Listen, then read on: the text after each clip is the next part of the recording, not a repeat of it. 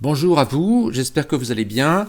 Dans ce nouveau tuto consacré aux fondamentaux, nous allons voir la surface frontière. J'ai préparé un petit peu le terrain. Vous voyez à l'écran effectivement deux surfaces qui sont... Alors la première surface qui a été obtenue tout simplement par une extrusion à partir d'une spline. Je vais vous montrer un petit peu l'esquisse.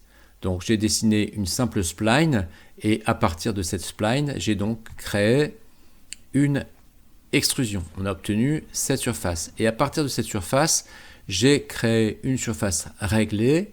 Donc je vais rentrer dans la fonction pour que vous compreniez la surface réglée.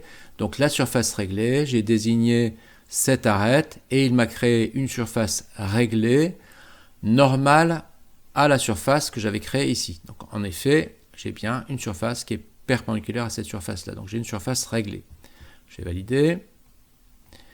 Et ensuite, j'ai créé des lignes de séparation pour avoir, vous voyez, ces différentes zones que vous voyez à l'écran. J'ai dessiné, sur le plan de dessus, j'ai dessiné d'autres splines, alors avec certaines contraintes pour que ce soit propre. Je vais, par exemple, vous montrer, je vais ouvrir cette esquisse. Voilà. Et les tangentes qui sont ici, vous voyez, sont perpendiculaires à ces traits d'axe. Donc on a toujours des conditions, des contraintes de perpendicularité au niveau de ces tangentes. Donc même chose, bien sûr, pour cette spline ici, pour qu'on ait une tangence qui se fasse correctement, évidemment. Donc ceci étant précisé, on va maintenant regarder comment ça fonctionne. Donc la surface frontière, je vais masquer simplement cette surface-là. Je vais garder que celle-ci. Donc je vais créer une surface frontière. Donc je vais dans surface frontière. Et je vais désigner deux entités. Je vais désigner cette entité ici. Et je vais désigner cette entité ici. Donc je vais rentrer dans la surface frontière et je vais volontairement faire une erreur, c'est-à-dire que je vais cliquer, vous voyez, sur la partie droite de cette courbe, mais je vais cliquer sur la partie gauche de celle-ci. Et on voit que j'ai des connecteurs qui se croisent. Alors il y a une solution très simple pour remédier à ce problème. Vous faites un clic droit sur ceci et vous faites inverser les connecteurs.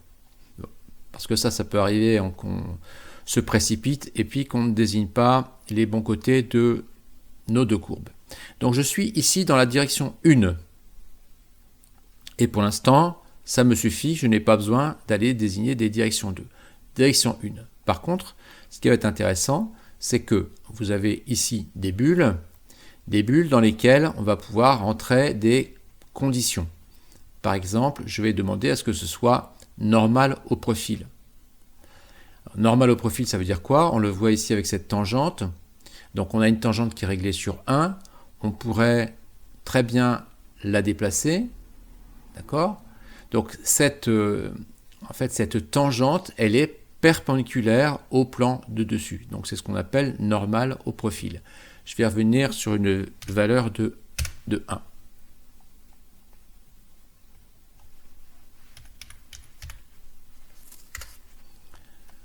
Je vais revenir sur une valeur de 1.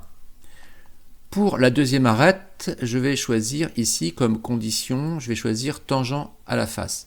Alors vous voyez que je vais valider, mais vous voyez, le fait de valider, ça fait quitter notre surface frontière, mais le problème c'est qu'il n'a pas pris en compte cette tangence. Alors ça peut arriver, dans ce cas-là, il vaut mieux aller dans la fenêtre de propriété, choisir la bonne arête, et ici, on va choisir tangent à la face.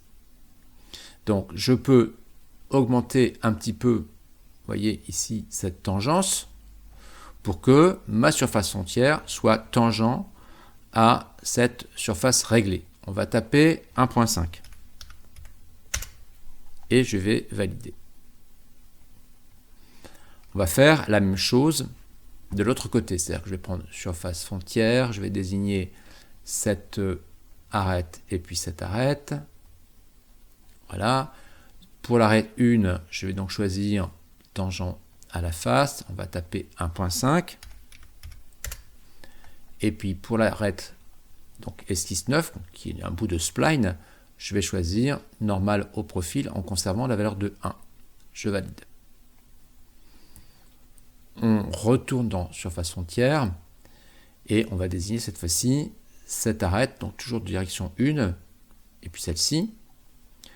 Pour l'arête 1, je choisis tangent à la face, je rentre une valeur de 1.5. Et pour l'esquisse 8, je choisis normal au profil. Et là, je vais choisir la direction 2. Parce que je veux que ça se raccorde parfaitement avec les deux surfaces frontières que j'ai faites juste avant. Donc pour ça, je vais désigner cette ligne. Et puis je vais désigner cette ligne. Mais avant de valider ma surface frontière, je vais demander à ce qu'il y ait des conditions sur cette arête 2. C'est-à-dire que moi, ce que je voudrais, c'est qu'au niveau de cette arête 2, la surface que je suis en train de construire soit tangente à la surface qu'on a déjà construite ici. Donc, je vais aller choisir tangent à la face. Et je vais faire la même chose pour l'arête 3. Voilà, je vais valider. Et on peut aller voir, par exemple, la qualité de notre surface en allant dans « Évaluer ». Et on va cliquer sur « Zébrure » et on voit qu'en effet, j'ai des zébrures qui sont dans une parfaite continuité d'une surface à l'autre. Donc ça veut dire qu'on a une surface qui est une surface de qualité. À partir de là, bien entendu, vous pouvez aller désactiver cette surface. Et puis, vous pourriez, par exemple, faire une symétrie. Bien entendu, à partir de là, nous pourrions faire une symétrie. Avant de faire la symétrie, moi je vous conseille quand même de faire surface cousue pour coudre nos surfaces. Donc je vais sélectionner toutes ces surfaces, je vais les coudre. Et ensuite je vais aller dans Fonction, Symétrie.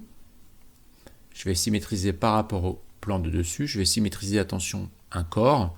Le corps c'est celui-ci, je valide. Et ensuite je peux retourner dans Évaluer pour regarder mes zébrures. On constate qu'en effet, j'ai bien une très belle continuité, il n'y a pas de problème entre la partie haute et la partie basse, parce que nous avons demandé normal au profil. Donc, nécessairement, j'ai une tangence qui est correcte. Donc, l'intérêt de la surface frontière, vous l'avez compris, si je retourne dans cette surface frontière, c'est que on va pouvoir désigner, alors comme un peu le fait le lissage. Dans un lissage, on peut très bien effectivement désigner des arêtes et ensuite des courbes guides. Ici, ça fonctionne par direction 1, direction 2, mais on va pouvoir appliquer donc des conditions très intéressantes aux frontières de nos surfaces. Et on a en général des résultats de surface qui sont de meilleure qualité avec la surface frontière en réalité. Voilà, merci à vous pour votre écoute. J'espère que ce tuto vous a plu. N'hésitez pas à vous abonner et à mettre un petit pouce bleu, ça fait toujours plaisir. Merci à vous.